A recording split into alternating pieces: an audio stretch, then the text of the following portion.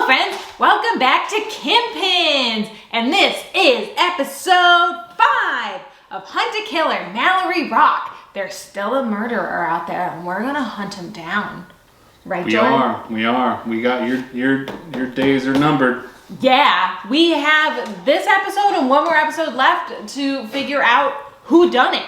You know? So last episode we ruled out the Reverend. The episode before that we ruled out Sam, although she's still sus and like probably not a great person. Also, what was she doing in the Navigators Club? What else did we learn last episode? Not too much, honestly. We've got several notes. Well, several. I guess just 2 notes. Now, I did have a commenter say, hey, look at the handwriting on the notes. Do they look like the handwriting on notes from any other episodes? So before we even open this box, let's just check that out. I think episode 2 notes. So this is Jody. That kind of looks like Jody's writing. Very similar to My Patience Wears Thin, although the E, where's an A? Okay, same A, very similar. So this, I mean, I suppose these 2 notes that we decoded may not even be related, honestly. I have an inkling. Now, last episode I was feeling like maybe it was the Valentine brothers, but I'm wondering now if that is maybe Joey talking about, I don't know why you let mom handle this stuff. Maybe that's a note to his dad. And this could be a note from, well, okay, but here's the other thing. If we're working with the theory that these constellations at the bottom, if you can see that, are like the Navigator's kind of signature, like secret signature, then this would not be a note from Jody. No. Because she would not have one. So there's that. Things to think about. So let's open her up and see what's going on this episode. Okay, one other recap from last episode that we forgot to recap. The creepy voicemail. Gwen's getting threatened. What happened to Beth? What's gonna happen to you? I think we did an excellent rendering of that voicemail. This episode, we've got a little stargazer constellation chart here, which maybe it's got holes in it. I can definitely see from this end, but you might not be able to see on camera. So we've got this, you gotta be deciphering clues. We have a message in a bottle. Can't wait to crack that open. We've got a little flashlight keychain bottle opener from the Mallory Rock Regional Library. Construction change order request. So someone is requesting construction changes from the Hendricks group. Oh, we've got 2 of those. A land survey inspection summary. So that group that did the land survey and maybe messed it up, this could be related to that. Business registration certificate for Anchor Management. So Anchor Management was the shady company. Oh, a rock lounge napkin with a note on it. A paper clipping. And exploring anger. Oh, this looks like a counseling session notes. Okay, so let's quickly check out Gwen's letter and see kind of what our objective is this episode. Actual napkin. I was visiting my mom a few days ago, and when I went out to my car, I found a tiny glass bottle wedged under my windshield wiper. First the voicemail, and now some strange bottle. I couldn't handle it. I didn't open it. I just sent it to you. She doesn't know what's on here. They're following her. They know where her mom lives. Sully looked into the voicemail. Oh, she did run to Sully. And found the original phone number, but he doesn't think I should call it. Maybe we can. Ooh, fun. Eliminating Reverend Reaver was much needed progress, but now I've been looking over my shoulder all the time. Is this what Beth felt like? Probably. After responding to your last email, I did some more research on the company that keeps popping up, Anchor Management. I requested the registration from the Chamber of Commerce and took the ferry to the mainland to pick it up. It felt good to get off the island for a bit. I'm still not sure where this is going, but Beth was looking into the company, so it feels right. I also stopped by Jordan's bar, Jordan Woodard, the Rock Lounge. I asked him where he went after the last bastion on the day Beth died, but he wouldn't get off the damn phone. I tried to get his attention, but the rat bag just scribbled something on a nearby napkin and shoved it in my face. This napkin. From what I can tell, he claims that he was at the Rock Lounge until closed the night Beth died. It says last bastion, Rock Lounge, sleep, that's it. Can anybody confirm that he was at the Rock Lounge, though? Will be the question. I know you haven't met Jordan, but he reeks of fraud and cheap cologne. Sully told me Jordan once tried to get out of a ticket by claiming tourists must have stolen the registration from his locked car. So to verify his story, I messaged a friend from high school who works the late shift at the lounge. I've uploaded a screenshot of our conversation and the full picture she sent on the shared desktop. So we'll check that out. I still can't shake the fact that Beth's killer is looking for me. I finally convinced myself to go to Beth's house again. Since Joey is a suspect, I decided to take a look at his office and their bedroom. I definitely found some things you should take a look at. Also, and this is crazy, do you remember when I told you that the Mariners Lodge pump room flooded on the night that Beth died? I do remember that. I got a notification on my phone at 9:32 p.m. and called Martin to fix it. While dealing with insurance has been a nightmare, naturally, all of a sudden they're claiming that the valve might have been tampered with on purpose. I've included a video my night manager, Phyllis, made that night near the pool, okay? She didn't remember seeing anything strange, but sent over the unedited footage anyway. I took a look at all the clips and found one that was taken at 9:36 p.m. You don't think this could be related, do you? It's got to be related, right? Yeah. Ruby asked to move in with me. She didn't go into too much detail as to why. I tried talking to Joey about it, but he's absent at best. And since Ruby lives with Martin and Jody right now, I figured emailing Martin would be the next logical step. My mistake. Martin clearly has no interest in continuing the conversation. I'm including a copy of the email on my desktop. Hopefully I'm just reading too much into it. Okay, so our objective this episode is again to clear another suspect, whether that's Joey, Martin, Jordan, or Jody. Yep. Those are our 4. So we've discovered the napkin. It's just Jordan Woodard trying to say where he's at. Let's see what's in this note.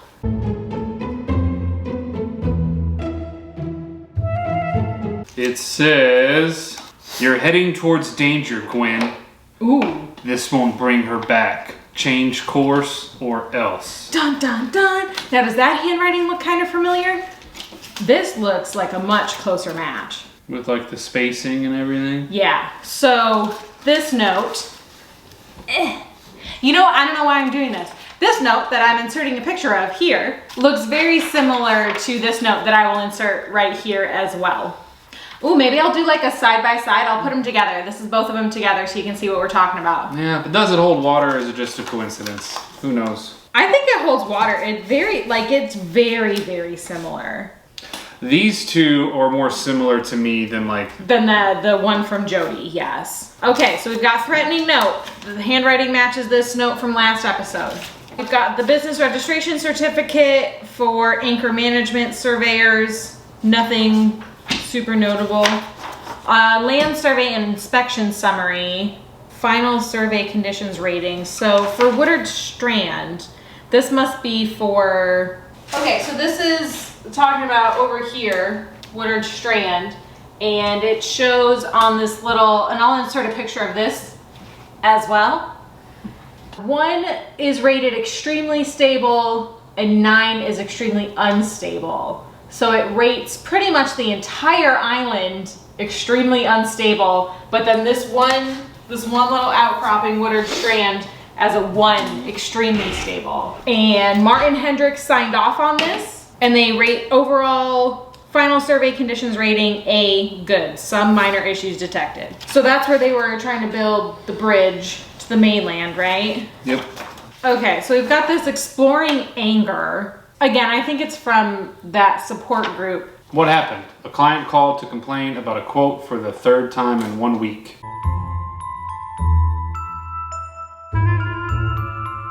Event number 2. What happened? Beth let Ruby have a sleepover in the den without talking to me about it first. They both assumed I wouldn't have an opinion, but actually there was a game I was looking forward to that night and I wanted to use the big screen. It wouldn't have been a problem if they had just talked to me first. How did you feel? Why? Beth knows, all caps, knows I hate this. We've talked about it several times and she still continues to do things without asking or even telling me.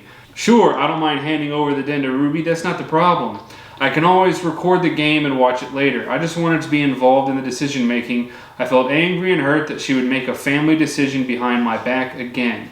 Even if I don't say anything, or if I say something stupid, at least give me the opportunity. It's like when the navigators decide on things. They act like we're one big family on the outside, but I always end up feeling left out when I'm with them. Someone will fill me in on what's been going on, but only after the fact.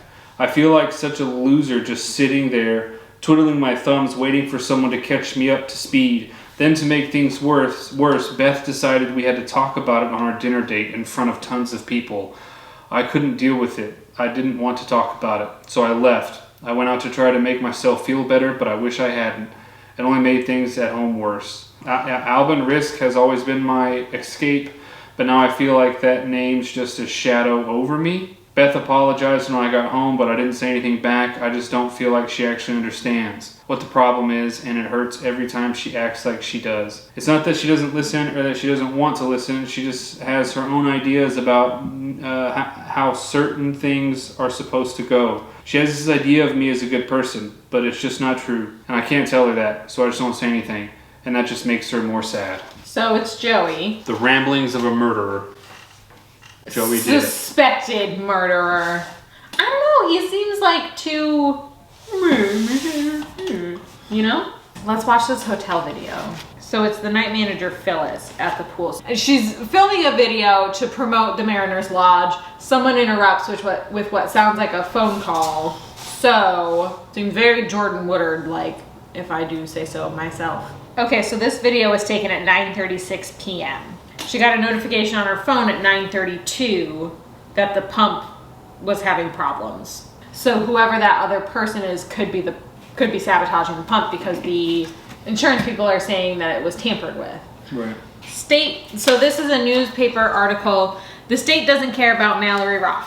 It has been roughly 4 months since the fatal bridge collapse off of Woodard Strand, and the families impacted by this tragedy have still not been granted restitution by the state. Yet according to television network MRAV4's interview with local mogul Jordan Woodard, boo, owner of the Strand, so he, I guess, owns Woodard Strand, so he's probably like, do you remember the screenshots of his accounting and there was like an insurance payment? I bet that's because like he owns the land that they were building this thing on. Sorry, you're too pretty, I wasn't listening. Oh my God. Woodard received a significant amount of money from the state through a loophole in its insurance policy, sparking a new wave of anti-mainland sentiment. Members of the town council were involved in the bridge project, but were not in charge of the contracting or managing state workers. The council solely relied on the state's expertise.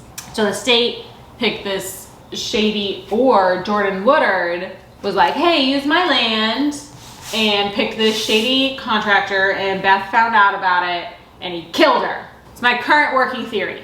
Okay, so this is Gwen's friend that was working at the Last Bastion. Yeah, I remember that Friday night. It was the weekend before the Lighthouse Festival, right? We had a Rock Lounge Lighthouse special, super discount if you wore stripes. I wore an oyster hat. Oh, she got a humongous tip. Was Jordan there that night? And there is a picture of the whiteboard. It says the boss is out. Solid $300. I don't know, I only worked the first hour, so my babysitter canceled in the middle of the shift, so maybe Jordan came in later. Lots of customers like to use a fake name or have one of us come up with one. Oh, what's with the names? Alban Risk. You see an Alban Risk up there? Albanilla. Albanilla, a risky crystal. Talk about a risky tipper. Sure, if you're crying in the corner since opening is risky, you know where he got that crap. Okay, we're supposed to figure out the star map this episode. The Big Dipper is punched out for some reason.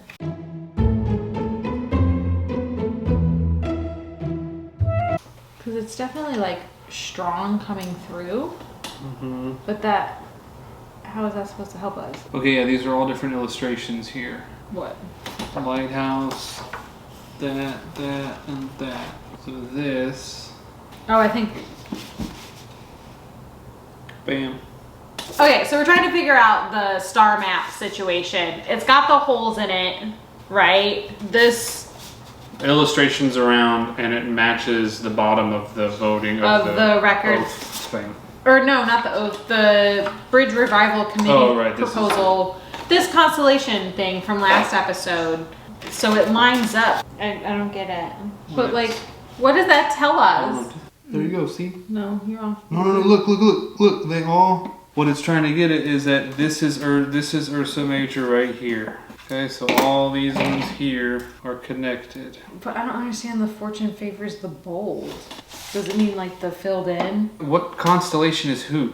I don't remember. We don't know. We never knew. That's what we're trying to find out. So it says fortune favors the bold. The phrase indicates that when the light is projected upon a bolded star on the vote record, that individual is voting yes with their constellation. Okay, so these are our yeses. Well, this is the Bridge Revival Committee proposal.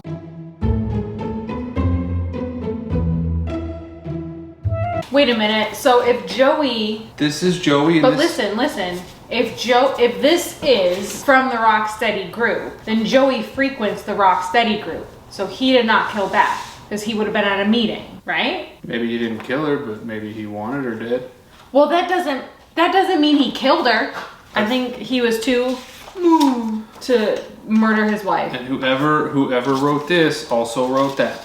Listen, so if Jordan wrote this, all this says was you're heading towards danger, Gwen. This won't bring her back. Change course or else. The or else does sound kind of threatening. But he's not saying change course or I'm going to kill you. He's just saying maybe he's warning. So I'm not saying that Jordan is like the murderer or that even Joey is the murderer. I don't think Joey's the murderer. I think Joey's the person we're supposed to rule out because of this exploring anger thing. Why don't we just email Gwen?